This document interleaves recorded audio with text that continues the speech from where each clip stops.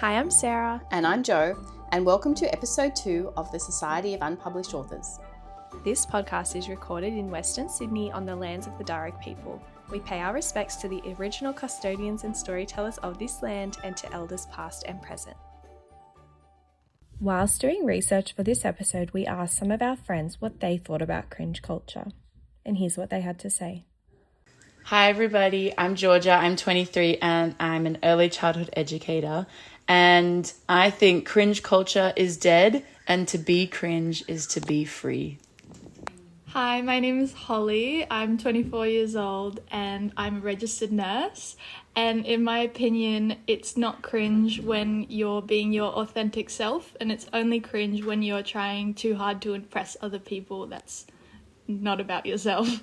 Hi, I'm Kate and I'm 55 years old. I'm a mum and a grandma, and for too many years I've worried about being cringed, worried about what other people thought, but now I'm at the age where I don't want to worry about that. I'm happy to be cringe, and I'm working really hard to just do whatever I want to do, and even if it's cringe.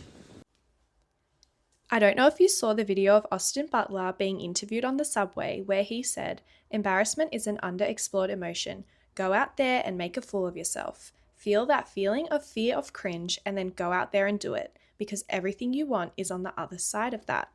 What's your experience with feeling the fear of cringe? My experience of feeling cringe has been quite a journey from a teenager to being someone in their 50s. I definitely remember that feeling, being a teenager, of just being so constantly worried about what other people were thinking about me. Was I wearing the right things? Was I being cool enough? Was I doing the right things? And thankfully now, as I've journeyed through life, I'm a lot less concerned about that, but it definitely has not left me entirely. And this whole being an author and trying to become a published author has definitely brought up some feelings of not wanting to be cringe. Do you think that social media has played a role in that feeling of cringe for you? Absolutely. I think social media, and I really feel for young people today, social media to me seems like the absolute poison, because people are putting themselves out on social media, and that gives the opportunity for people to find them cringe. But I also think it's the antidote, because you can find people on social media who are so confident and so just themselves. I think that can be a real encouragement to other people, and I definitely think that can help us fight the fear of being cringe. And I've put my librarian hat on this week as we've been thinking about being cringe, and I've come across this theory called Cringe Mountain. And there's a TikToker called Mallet, and she's put out this video. We'll link to it in the show notes. And she says that in order to be cool, we're not so worried about being cool, we're more worried about mastering something. But in order to master something or get better at something, you have to climb Cringe Mountain. You have to go up over the other side to get to this magical land of being better at something. And she says that the people down below that may be laughing at you or finding you cringe, she said, well, they're down low. They haven't even started yet. And what about for you, Sarah? What's your experience with feeling the fear of cringe? Well, I did grow up with social media from a pretty young age. I think Instagram, I was probably 10 or 11 when Instagram came out. So I've definitely had, I think, more exposure, definitely more opportunity to be perceived and for people to maybe judge or maybe get cringed by me. I do think that in my upbringing, we were not really nitpicked. We weren't really put to certain standards, or we didn't have these feelings of inadequacy from our family and our close friend groups. So maybe I don't have that external feedback. So I don't actually think I get the feeling of cringe like some other people do. I think I have a pretty thick skin, or maybe I just don't really care what other people think. If I'm having fun and I'm doing what I like, then I'm kind of happy to just roll with the punches. But I do want to say your perception is your reality. So if I don't think I'm cringe, if no one is coming up to my face and saying, whoa, that's cringe, or no one's commenting on my Instagram, who's to say that it is cringe? Like, that is just what you're thinking. If you're thinking, oh, that's a bit cringe, that's really coming from you. That's not coming from someone else. On your note of saying that while you're climbing the cringe mountain, there's people at the bottom that might be not quite on that journey yet and making fun or thinking that you're a bit cringe. What do you think is going on for those people to make them act like that or think that way? I think definitely for some people, it's because they wish they could be their authentic selves. They would love to be showing their weird little things that they love and their passions and what they really want to do. And I think maybe they just don't feel comfortable. And so it's like a projection thing. I don't feel comfortable with myself. You are being your true authentic self. I'm going to laugh at you. Look, that's probably part of it. Sometimes I think people can just be mean.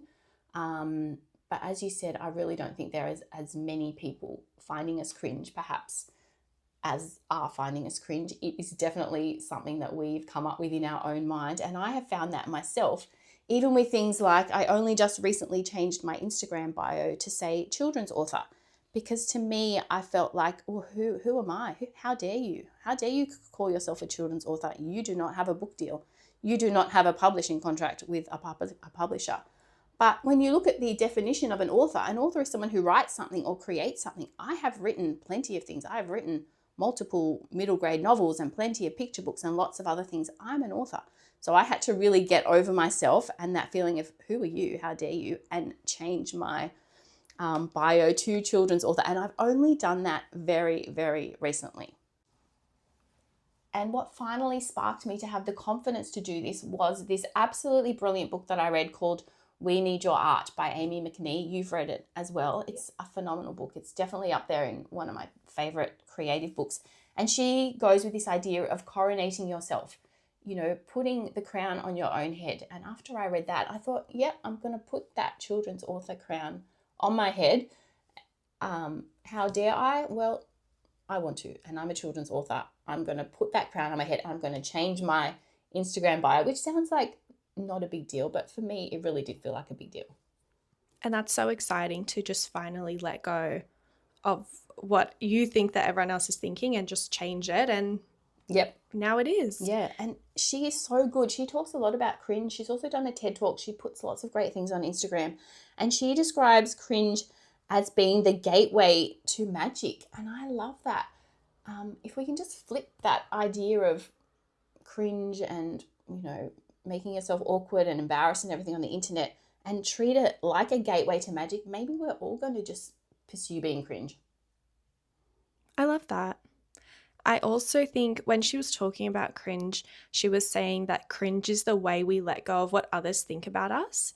And that's so interesting because that's our experience too. It's definitely an outward feeling. Like in ourselves while we're writing or sharing our art, we're not thinking, oh, this is cringe. We're thinking, will others think it's cringe?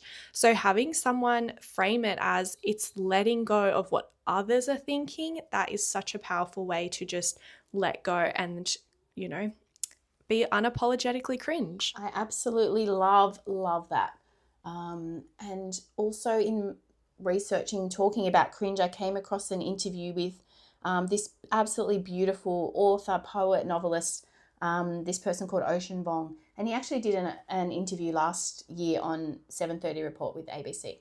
And he talked about, he's a professor, he teaches creative writing, and how sad it is for him that students are so self-conscious of trying. They have this fear of being cringe, and it's like this fear of, he calls it an effortful attempt at pursuing their dreams. I mean, how sad for kids to be held back from pursuing their dreams from this fear of being cringe. They don't want to admit that they're really trying and that they're really sincere. And they just have this embarrassment. And for him, that's a really sad thing. And I think that's a sad thing too. And I hope that you and I, are not doing that. I think an interesting example is my brother is an avid runner. He runs half marathons, he runs in the park run, he's always running. And when he calls himself a runner, I do not say, whoa, you have not won a race. You are not an Olympic runner. What is your time? What is your score? Are you making money off this? I just say, you love to run, you run, you're a runner. I love that. And I really think that relates to us as authors as well. I think if you say to someone, I'm a writer or I'm an author, sometimes their first thing can be, well, are you published? What have you written? Who's published you?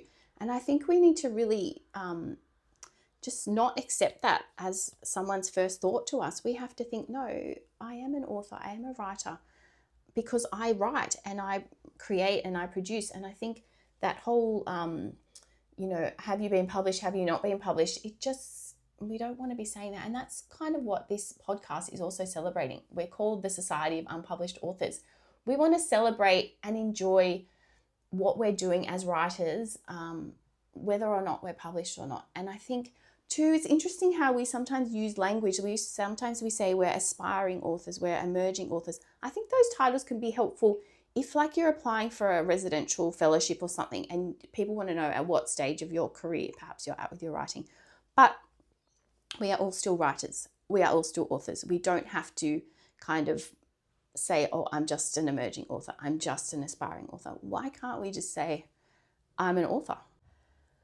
Another really great thing that Amie McNee says in her book, We Need Your Art, is that when she was starting out, she blocked everyone she knew on social media. And then perhaps this is the opposite of what we're saying about not being fearful of being cringe. But if you are and you feel it is affecting you, then do what she did. Block every single person you know and start sharing, start putting yourself out there. Change your bio, call yourself an author, call yourself an artist, a dancer, whatever it is that your creative thing is. And if that helps you to put yourself out there, then absolutely do it. You don't have to share everything you're doing with those people that know and love you, because sometimes, unfortunately, the people that are close to you perhaps are the ones that do find you a little bit cringe. Maybe because they wish that they had the confidence to put themselves out there. And in doing that, you might find a real community of people that have the same interests, same goals, and you might build a second community. So you don't always have to rely on the people around you to be your cheerleaders for your art. We are everyone's cheerleaders. We love to uplift people, support people. We will always like and follow and discuss people's art with them, but that's not everyone. So if you need to go out there and find a community that will embrace your art, then do so. One way that cringe could manifest is just self-doubt and not thinking that you're able to do something. We read the wonderful book, The House That Joy Built by Holly Ringland, and she talks about when we approach the unknown landscape of our untapped creativity, we're blasted with the same core message. You won't be able to do it, so don't even try. Oh, what a sad message to either tell yourself or potentially tell someone else. And I perhaps think that maybe parents are out there saying that to their kids, which I think is even sadder. You won't be able to do this, so don't even try. I think we want to flip that on its head. We want to say, yes, we can try. We may have to start down the bottom of the cringe mountain or the mountain of mastery. But yeah, we definitely need to try. Our challenge that we set ourselves for last week was to go back to one of our ideas that we had that we thought was possibly the most unpublishable idea we had, or the most weird idea we had. I went back to my smelly cheese book. I had some fun with my smelly cheese book. I actually went back and found the critique notes from my critique group about that manuscript, and they actually weren't as bad as I thought. And isn't it interesting that I've just carried that around in my head, that everyone just thought this is like the weirdest book ever, but there was definitely some things about it that people liked. So I was giving myself this message that, oh no, this is terrible. Like, did you have the same experience with one of your ideas? I looked at my idea that I took to the critique group a couple months ago, and I got some good feedback, but I also got some feedback that the beginning is a little bit morbid. Like, it's a bit of a slow start. The beginning really needs to capture you. So I kind of sat with that and I had a little think about how I could make it a little bit more inviting to read. And so that was a good experience to just revisit and to take the feedback, but also to take some and leave some and kind of rework the parts that I still like. I love that. Absolutely love that. Okay, and what's our challenge going to be for this episode? So this week, our challenge is to think of something that we have been holding back from for fear of being cringe and just going for it, doing it even if it's cringe.